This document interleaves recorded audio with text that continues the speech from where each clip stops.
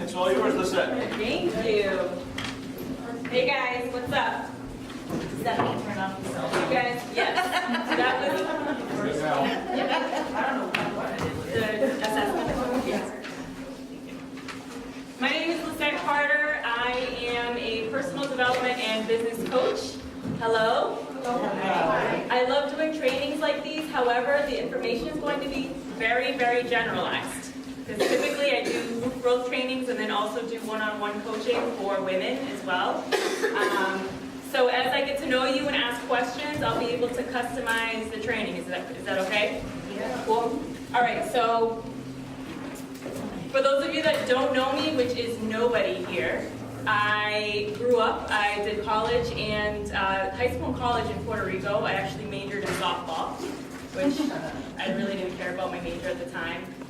And at my senior year of school, I had the opportunity to train entrepreneurs all over the nation and then also become one essentially. So I did that for about 10 years and then I stepped down to raise my daughter, and who's almost 2 now. So this is me kind of getting back into the game of training. So you're going to hear a lot of so, I'm not a professional speaker, so be light with me, be nice to me on the assessment forms, okay? It's been a while, guys. It's been a while. Sorry? Welcome back. Thank you. Thank you. Now, I know a lot of, I don't know if any of you guys have any other trainers come in outside of the ones that you guys have here, outside of Lori and Brian at all. But I like to keep it casual, nothing too crazy. I love the interaction, so the more the better. Cool? Now, the training, obviously, like Brian said, is productivity and planning and eliminating distractions. And there's so many distractions that we go through every single day that it's a priority almost to understand what they are and identify them and eliminate them. So we're going to intertwine both of the trainings, even though they're 2 separate ones. I gave you 2 different forms. One of them is keys to remember. Typically, as we're taking notes, or me personally, when I'm taking any kind of note, it's very rare that I actually go back to them. Does anybody else have that issue? Yeah. You know, I have like stacks of notebooks with tons of awesome notes, but I don't know what's in them. So I wrote keys to remember down here so that you guys can keep them in your planners, put them on your fridge, so that way you can continue to go back to them and you don't have to worry about misplacing them anywhere. So, calendar planning. As we're trying to figure out what our calendars look like for the year, I'm not necessarily going to go over goal setting because that's a 2, 5, 10-year plan. That's a whole different training in itself. But for calendar planning, for time's sake, we're going to go over for the year. So as we're calendar planning, we have to start with the end in mind, right? What is it that we're trying to accomplish at the end of the year? What do you guys have one thing that you guys are trying to work on? A dollar amount? I heard something. Yeah, make $1 million. Make $1 million. Okay, that's a good one. What else? Trying to learn Spanish. Trying to learn Spanish is a good goal. Go on vacation. Go on vacation? Go on vacation? College debt, that's a good one. Heard that one before. So you guys all have really different goals. Not all of them pertain to the industry that you're in. Sometimes some of you love real estate, and others just use real estate as a vehicle to get to where you want to be, Right. i.e. vacation. Right. Or you just don't like being in the office. You're not a 9-to-5 kind of person, so you love real estate because of the lifestyle that it can provide for you during the week. Correct? Absolutely. Good. So one of the first things that we have to learn how to calendar plan are personal habits. So personal habits are what get you through the day. So that could be exercising, affirmations, listening to a positive message in the morning, whatever it is that you can think of that actually helps your day flow a lot smoothly. Those are the things that you need to prioritize in your life. Because there's 168 hours a week in a week. And you give them to everybody. You give them to your kids, you give them to your boss, you give them to whoever else is around you, social events, and it's very rare that we actually take a good amount of time and become intentional with it so that we can set the tone for our week, right? So what are some things that you guys, if you guys don't do them, you're like, man, this was, I could have had a better week, or I could have had a better attitude during the week. What are some of the things that help you guys do that? So I practice these things called the lifesavers from the book I read. It's silence, affirmations, visualization, exercise, reading, and scribing, which is like journaling. Yep. I do it every morning. Every morning before you get anything done. And if you don't do it, your day It goes to throws my crap. day off. Yep, same with me. What else?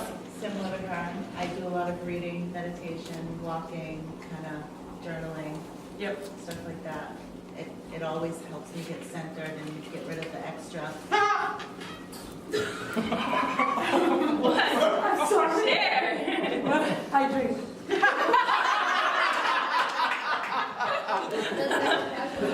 That can be. First step is admitting you have a problem. I have a toddler. I know all about that. Like, I'm like, dude, I need a drink right now. Do I want to put it in my routine in the morning?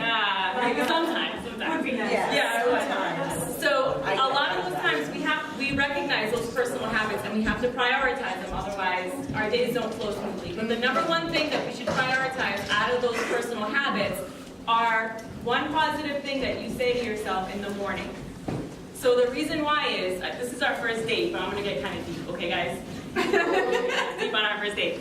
So what happens is, when we train our brains to speak positive words about ourselves, you're speaking life into your day. You're speaking life into yourself. So the first thing you want to do is tell yourself an affirmation. So one of my affirmations last year when I was trying to get fit was, like an athlete, I discipline myself in everything that I do. And I would say that to myself right in the morning, and I would keep repeating it throughout the day. Welcome. Hi. Not to point out that you just walked in, but hi. So it's really important to set the tone for your day by speaking that over yourself so that you can have control. Our brains, has anybody ever ran like a marathon or a half marathon or a 5K? Which one did you do? Half. A half marathon. So when I first had my daughter, I immediately signed up for a half marathon because I needed to do something that was going to get me out of my comfort zone, right? I needed a goal that I needed to figure out how to accomplish. I grew up an athlete, but running for me was like, dude, I don't even want to run to like down the street to the grocery store. I don't even want to, in my car. I don't want to do that. So training for a half marathon takes a lot of mental discipline to do. When your body tells you to stop, you have to tell your body, no, I'm going to tell you what to do today. You need to stop, or if you're in pain, obviously you need to watch that. But, you have to literally mentally prepare yourself because your brain and your body, they're going to talk to you and they're going to tell you, you can't do this, what are you doing? Or you need to stop right now because you're in over your head. So these things, that the messages that your body sends to you and your mind, you have to tell them what to do. We control our emotions. Our emotions don't tell us what to do. The moment that I let my emotions run me is the moment that my toddler tells me how to feel. You know what I'm saying? True. Like, if she gets in a if she has a, what do they have? If they have tantrums, I remember sitting in a Mexicali one day and she had a huge tantrum and then I had one. Like, I was like, dude, I know some of the guys in here, like, really? But, like, it's a real thing. Like, if I allow something that I can't control overtake me, then we have a problem. Then it's literally going to waste my days. So the only two things that you can control are your actions and your attitude. You can't control anything else that's coming in externally. Does that make sense? We can control what other people do, but we can control our attitude around them, and that starts being at the top of our productivity list. Cool? Did I smile yet? I kind of have RBF sometimes, so I gotta remind me. You're gonna remind me to smile. So it's like I'm hammering people. I can't do that. So as we're calendar planning, we have our personal habits. We want to prioritize that one positive thing that we say to ourselves over and over to set the tone for our day. It doesn't even have to be a word. It could be a positive song. It could be something uplifting, something that you read, that you do every single day consistently so that it sets the tone for your whole week. Cool? The second thing is when it comes to calendar planning, there are two types of calendar planning. The first one is monthly and weekly. So as you're doing your goal of learning Spanish, which is At the end of the year, December 31st, I want to learn how to be fluent written, and I'm not telling you what this is, what your goals are, but written and vocally in Spanish. So you have to work your way backwards. Okay, this is what I'm doing every single month. This is what I'm doing every single week. This is nothing different than what you guys have already heard probably, right? Same thing. So as we're doing those, we want to prioritize the monthly and weekly habits of those things that are going to be the most impactful things that are going to change our lives. Does that make sense? So you want to do the tasks that are the toughest, maybe not so much the toughest, but the things that are going to have the most impact on your overall goal. Does that make sense?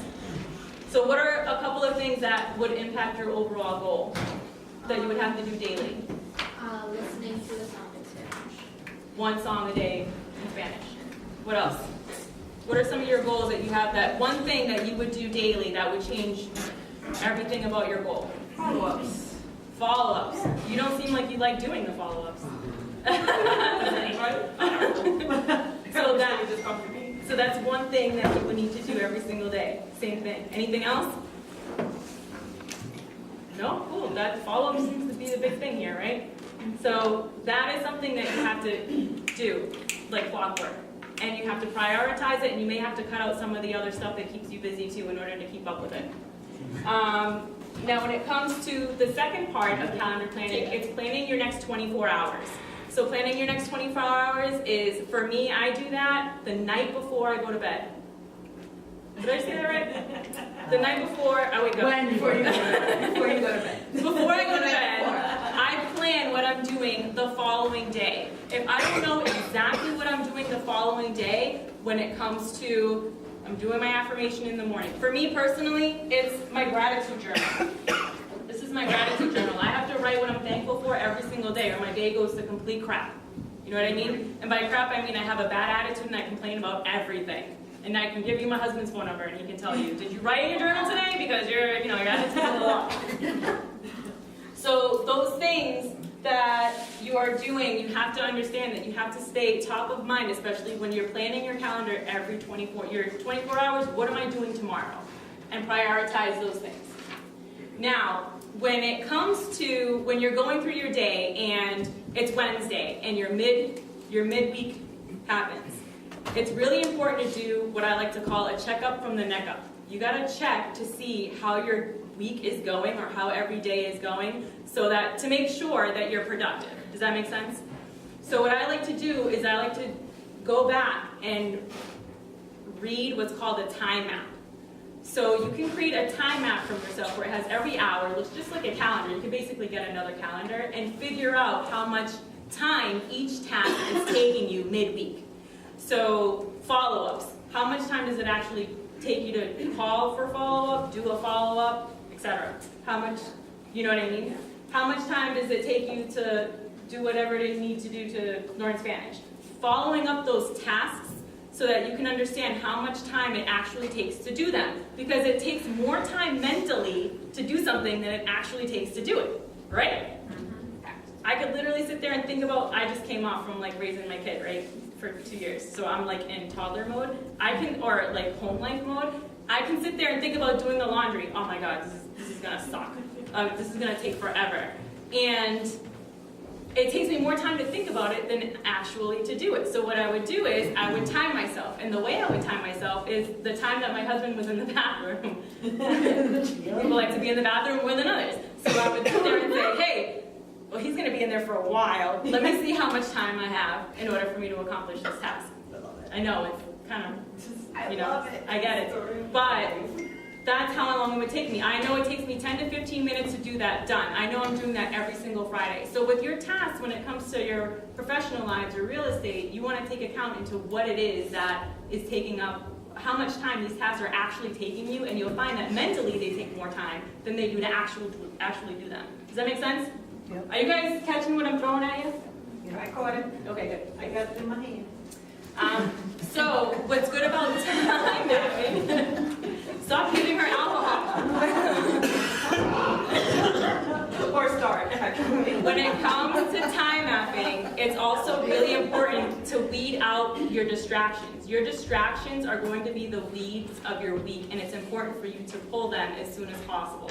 So as soon as you identify a distraction, a good one is, hey, I have to post on Facebook about this house that's for sale. And you go on there and you post, and then all of a sudden you get caught up in all this other stuff that other people are doing. Right? So bad. It's so bad, and it's easy to get distracted that way. So it's important to understand to set boundaries for ourselves, so that way we say, hey, I'm going to post that, but I'm going to actually put a time limit on it, so that way I don't get distracted and do this thing. Distraction, when you find yourself distracted a lot, there's usually an underlying reason why. So this might be a little too deep too, but if, let's say, for whatever reason, maybe you're a little too detail-oriented, and actually the next training that I'm doing in a couple weeks, I think it's May 21st, I'm doing personality training, and one of the personalities is being detail-oriented. And so with the detail-oriented, you can become a perfectionist, which isn't necessarily a good thing. So if you find yourself rewriting your to-do task and highlighting it and erasing it and highlighting it again, that is just there's an underlying issue that maybe you have a fear that you won't be able to finish everything that you have set before you. And you won't because you continue. Because you continue to do the same thing. That's just a manifestation of it, yeah. So another thing is sometimes I go on excessive social media stuff, and it's because I have an issue with my husband. I don't like confrontation. So sometimes he's like talking to me and he's mad, and I'll just go on my social media and just start thumbing through like I have something else to do while he's talking to me. So me going on excessively social media is just, there's an underlying issue that I don't want to face my husband to address why there's so many Amazon boxes at my front door. Right? So always figure out, okay, why am I being distracted? Is there an issue that I need to address so that I can get rid of this distraction? Does that make sense? Also setting the boundaries too. Setting the boundaries for me when I know I keep bringing, is social media ever a distraction for anybody else except for me? All the time. So understanding what platforms that we need to use for our businesses is key. Do you guys use Facebook? Yes. You guys use Instagram? Do you use Snapchat? Does Snapchat benefit your business? Good. It could? I've got leads off of it. Really? Yeah. Snapchat has never benefited my business at all, ever. It actually, only because I'm using the filters with my kid most of the time. So I get distracted with Snapchat. So for me personally, this is different for you obviously, but for me, I had to get rid of some of the social media platforms that were distracting me. The reason why, do you guys know why Snapchat was invented? To distract you. All of them. All of them. But Snapchat was invented by a guy who wanted to send pictures of his privates to females, but they didn't want him to save it. Because you know, Snapchat, a few seconds and the thing goes and you never see it again. So that's the intention of that social media platform. So for me, I had to sit back and say, okay, I'm spending a lot of time on Snapchat to take pictures of my kid with filters to send to my parents, and it's doing nothing except for wasting my time and teaching my kid that the internet is more important than the people in front of her. You know what I'm saying? So it's important to understand what can you cut out of your distractions and what you can incorporate that are positive that will keep your business running smoothly. Cool? Are you guys still with me? Yes. Another distraction too, I've worked with a couple of real estate agents, and they've said that having phone calls, like clients call them in the middle of them doing something and then they're on the phone for a while. Does that ever happen to you guys? You're in the middle of something, a client calls you, you want to be a good agent, you want to get the call, make sure that they're good, everything. But then it takes you off your game for like an hour. Does that ever happen to anybody? This morning, I was like so late because of that. Because the client called you? Yes, and I was like, oh, I'll take this real quick. It's never really quick, ever. So especially when a family member calls you and you're in the middle of doing something. My mother-in-law came over today to garden. I love her, she's awesome. But I'm like, hey, dude, I got work to do. And I set her expectation in the beginning when I saw her there ready with her boots. I have work to do, I have to prepare for a class tonight. I'm gonna be doing that. So if you ask me to do anything, I'm not gonna be able to. If I set the expectation up front, she's like, all right, cool, no problem. So with phone calls with one of my clients that had to deal with it, she's like, hey, I want to be a good agent. I don't know what to do. So I told her, if you set the expectation with your clients up front and you have your schedule already set up, you have 9 a.m. workout, 10 a.m. learn Spanish, then you have 11 a.m. send handouts, send out mailings, and then you have from 12 to 3 make phone calls. And then maybe from like 6 to 9, you have that open for phone calls. You can always tell your clients, this is typically what my schedule looks like. I want to be for you. I want to be there for you. I want to help you as much as I can. But if they call you at 2 and your time block for calling is 3, you can always just pick up the phone and say, hey, Stephanie, I know that I'm acknowledging that you're calling me. You're top of mind right now. I'm just in the middle of something. Can I give you a call back at your rate? And they appreciate that, and it keeps you on your game when it comes to your calendar planning. Does that help anybody? It's a little hard though, I find it, I don't know if anybody else, but it's really hard in this business to keep that kind of set Yeah, schedule. it is. It's Yeah. so hard, and that's You what I'm have- really struggling with, like trying to have those time blocks, but it just seems like It's near okay for your impossible. blocks to change every day though. Yeah. Right? Yeah. Like, Yeah. I feel like my. because you might have a client that needs to go out on Tuesday for showings during that time that you would normally be making calls. You just shift that. Yeah, Yep. right, yeah. Even in the seasons in your life, the seasons, the time blocking that you do for one season in your life could be completely different for another. So I know my time blocking for when I was single and had no responsibilities and just had business was so different than when I have a family and with kids. So those seasons in your life are going to change, as in your day-to-day, as Lori said, can change as well. And daylight savings, you know, when Always. it gets dark earlier, you naturally shift things. Yeah. But you don't realize that you're doing that, but you naturally shift things earlier so that you're more comfortable, you feel safer, you're more aware, right? It's the same thing. I have 3 days that are absolutely locked and the rest of it is free after 3 o'clock every day. But those, from morning to 3 o'clock, those 3 days, I'm locked. So if anybody calls, I'm like, I'm sorry, can I give you a call back in a little bit, you know? Is 3 o'clock okay? And it's fine usually. Otherwise, it's something that I need to email or text. Those things might work out, but a conversation doesn't always work out. So you just have to kind of condition yourself to. Yeah. Even like just letting your clients know ahead of time, hey, listen, I'm not gonna, if you know you're not gonna be available at 2 and you have an idea that they're gonna call you around that time, you can always give them a heads up in a text message. Hey, just wanna let you know, I know if you might call me for some reason, I'm not available right now, but I'll give you a call at 3.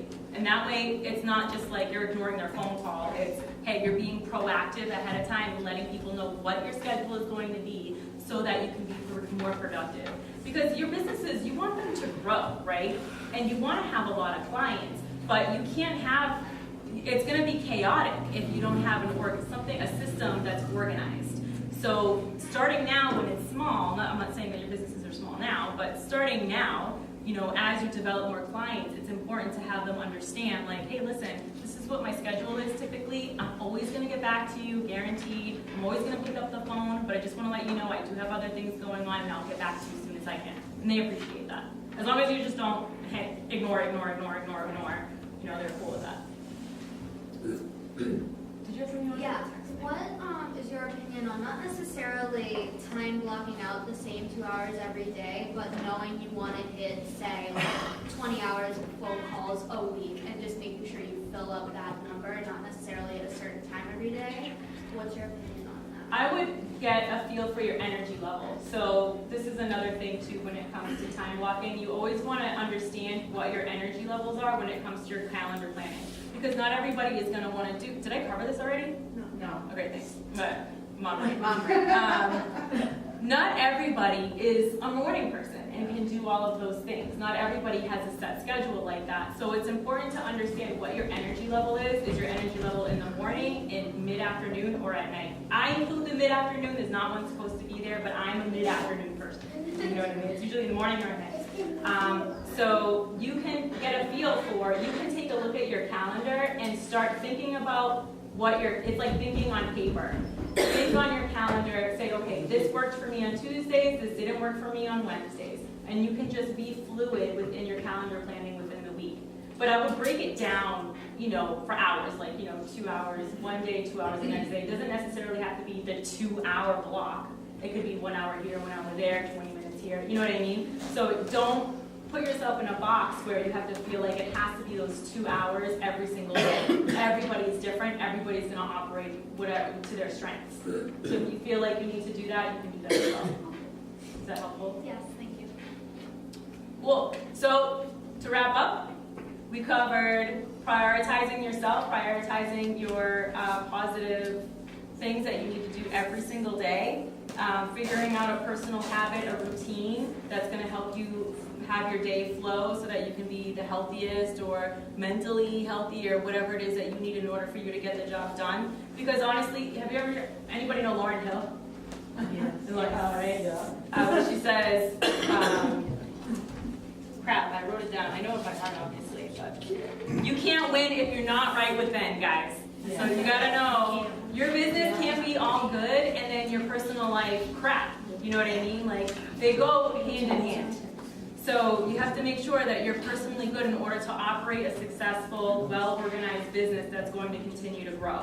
Does that make sense? So figure out calendar planning, yearly, monthly, weekly, the next 24 hours. Tackle the things that are going to get you to be the most productive, or tackle the things that are going to help your overall goal in the beginning of the day. Time map is huge, just taking recognition as to what takes up a lot of time. Recognize and eliminating distractions by getting to the root of your issues. That's not easy to do, but that's why we're talking about it. Disconnect and refocus. It's always important to make some time to disconnect from everything. You know, disconnect from your phone, your social media, your family, your friends. Take a couple minutes a day or take one whole day for yourself, because you never know when those ideas are trying to get at you, but they can't come to you because you have all of this other stuff in your head. Does that make sense? So you gotta make sure you take, it doesn't matter what time, how much time it is during the day, or if it's a full weekend. I know sometimes I take my phone, I throw it in the thing, in the drawer for a whole weekend and I don't see it. And on Monday I'm refreshed. I don't have to worry about, do you guys ever feel great about going through your social media after you're done with it? Do you feel better or worse? Depending on who you follow. Depending on who you follow. But typically, when I'm on Instagram all day long, I feel worse about myself. I don't feel better. You know what I mean? So just making sure you can disconnect from those things so that you can refresh your brain and focus on what you need to. Boundaries. Set boundaries for yourself. As long, when you first recognize those distractions, create some boundaries for yourself. Put your timer on your phone. Do whatever it is that you need to so that you can get back on track. Prioritize you. And guys, that's about it. Make sure you guys get your brains right so that your businesses can function properly. Any questions? Did I run through that really fast? I'll kind of throw out You there. weren't rowdy enough? Huh? I'll kind of throw out there, like, you know, when you talk about blocking out time and making sure that time is set aside for things, I would argue there's no possible way to do that unless you're actually writing it down. And for everyone who kind of made faces and said, oh, I can't do that, you have to write it down and try it. You know, we talk about it with the scripts that we run. You know, if you perfect a script that we give you and it doesn't work for you, fine, we'll tweak it. But you have to perfect it and try it before you can jump off of it and move on to something else. Right, you have to write, you have to think on paper, write everything down. And the moment that your brain tells you you can't do something, guess what? You can't. You can. You can't knock it until you try it. So, yeah, Is there any man. suggestions on how to overcome that? Overcome Your brain saying, hey, maybe not. that you can't do something. Yeah, for every negative thing that your brain thinks, for every 3 things that it thinks, you have to say one positive thing to eliminate it. So if your brain is telling you, and this is something that I personally overcame anxiety and depression back in the day, is because I constantly had pieces of paper all over the place for me to speak out. When every time my brain would tell me, you're not enough, you're a woman, you're Puerto Rican, who's gonna listen to you? Right? Every time my brain would tell me that, I would tell myself, no, I would out loud, I am more than enough. I am more than a conqueror. I can do all things. All of these things that I would speak out of my mouth, and that stuff, eventually, my brain, I reprogrammed it to believe that I could, that's why I'm here. I'm a product of the system. Teach. I preached it. I have to Walk the walk. I have to walk the walk. I can't just, So my brain told me 3,000 different things when I came here. And then you know what I listened to? Have you guys ever heard The Greatest by Sia? The greatest, the greatest. I had to literally put that song on and trick my brain into thinking that I was the greatest. You know what I mean? So that I could stand up here, overcome the fear of public speaking, which is a fear worse than death, apparently. but those are things that you need to train your brain. You have to tell your brain what to do. It doesn't tell you what to do. Make sense? Cool, guys. There are some things for you guys to take home, the keys to remember so that things can stay top of mind. If you're looking for one-on-one coaching, if you're a female or if you know a female that is looking for one, I have these to pass